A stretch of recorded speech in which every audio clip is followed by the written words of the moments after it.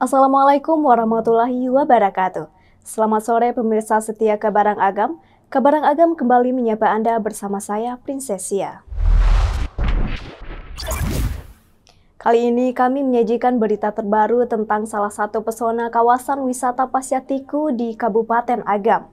Pembangunan Masjid Sirah yang kini telah menjadi simbol keindahan wisata religius dan bahari. Masjid Sirah bukan sekedar bangunan tempat ibadah, namun juga destinasi pariwisata halal yang begitu menarik perhatian. Di bawah kepemimpinan yang visioner, Bupati Agam Dr. Haji Andri Orman MM melihat potensi besar di Pantai Tiku untuk mengembangkan sektor pariwisata. Terletak di kawasan yang strategis, proyek pembangunan Masjid Sirah saat ini telah mencapai progres yang luar biasa, mencapai 85% dari keseluruhan.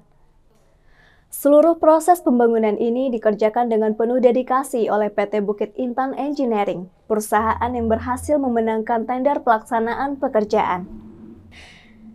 Tidak hanya itu, kemajuan pembangunan ini juga diawasi dengan teliti oleh konsultan handal CV Restu Graha Cipta.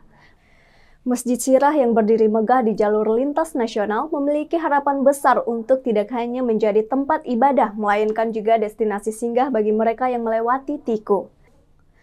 Dengan keindahan arsitektur dan spiritualitas yang disajikan, masjid ini diharapkan menjadi tempat yang nyaman untuk beribadah sekaligus menikmati keajaiban alam waromati yang menghiasi sekitar Pantai Tiku. Masjid Sirah tidak hanya sebatas proyek pembangunan, tetapi juga menjadi simbol kolaborasi dan komitmen untuk menjadikan Agam sebagai destinasi wisata unggulan.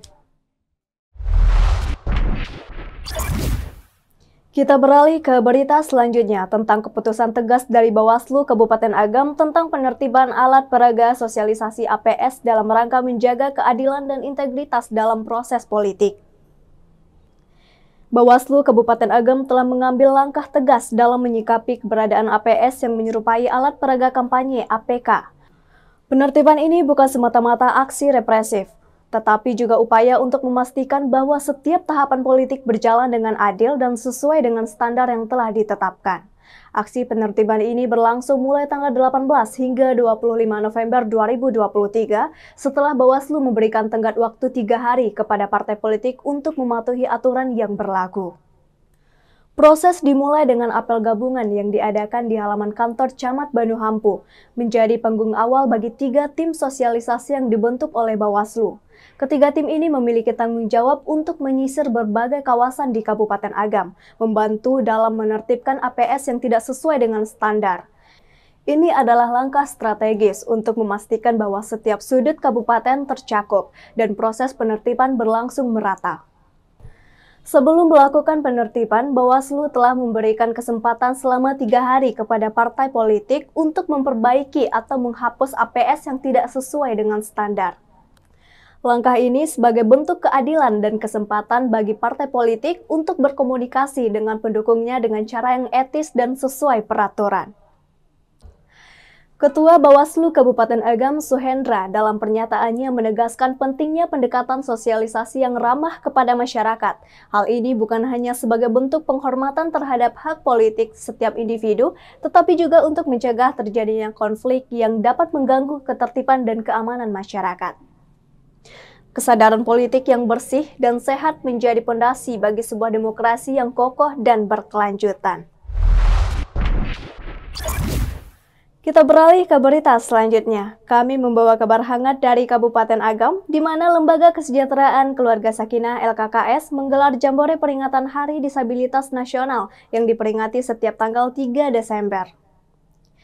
Momentum ini dijadikan sebagai panggung bagi kepedulian dan solidaritas terhadap penyandang disabilitas.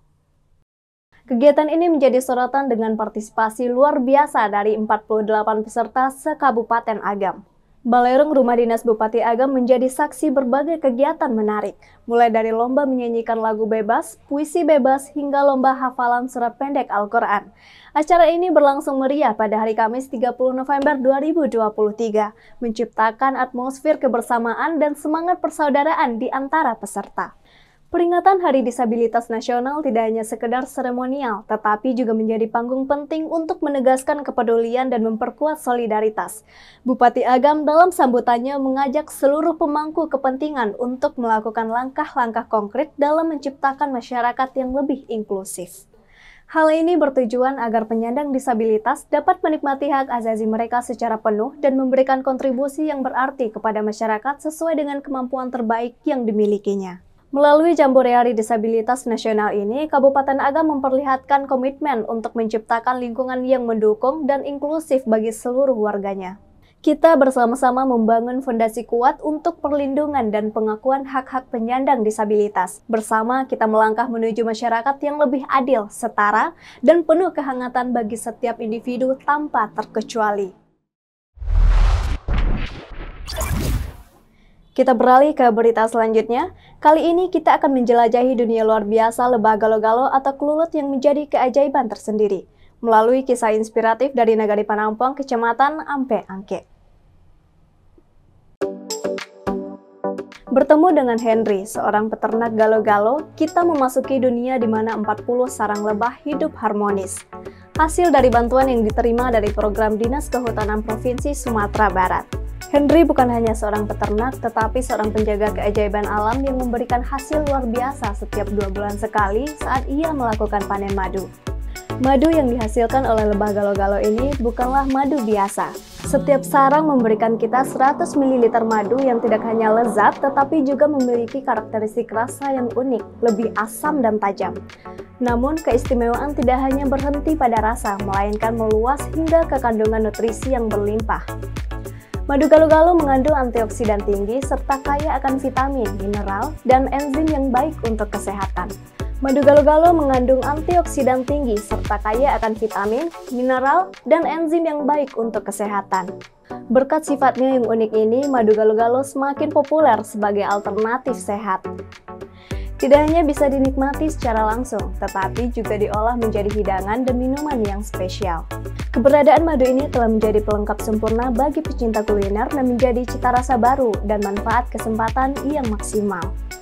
Cerita Henry dan lebah galo-galonya mengajarkan kita tentang harmoni alam dan bagaimana kita dapat memanfaatkannya dengan penuh kebijaksanaan.